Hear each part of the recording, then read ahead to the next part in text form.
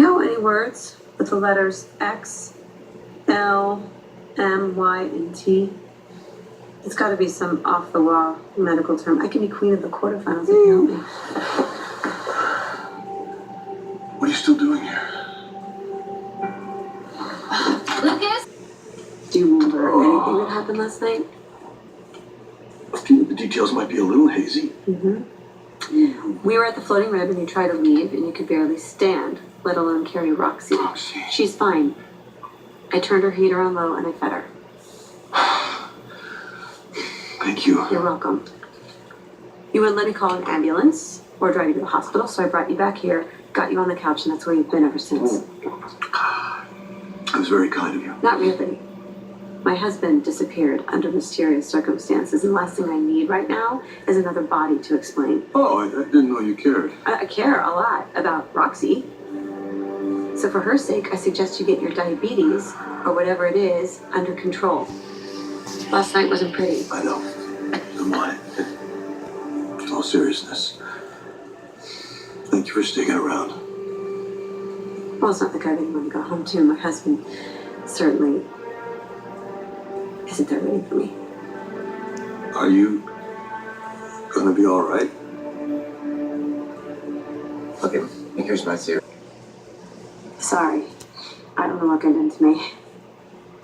It looked a little bit like grief. It's true, I miss Nicholas. It never occurred to me that he could just be gone. Stop me when I do that. What? Get all maudlin and sentimental. Well, it sounds to me like you got a pretty good reason. No, you don't get it. I've never really been known for showing my real feelings.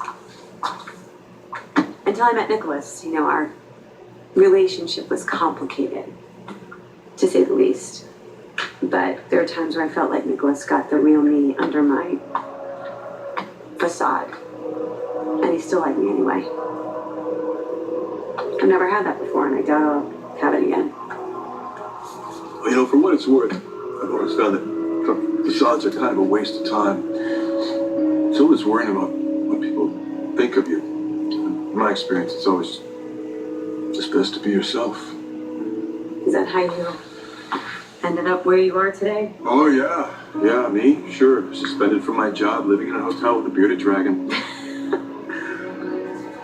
Thank you for listening to me. Don't make a habit of it. I promise.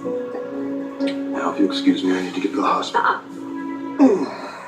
You're not going anywhere.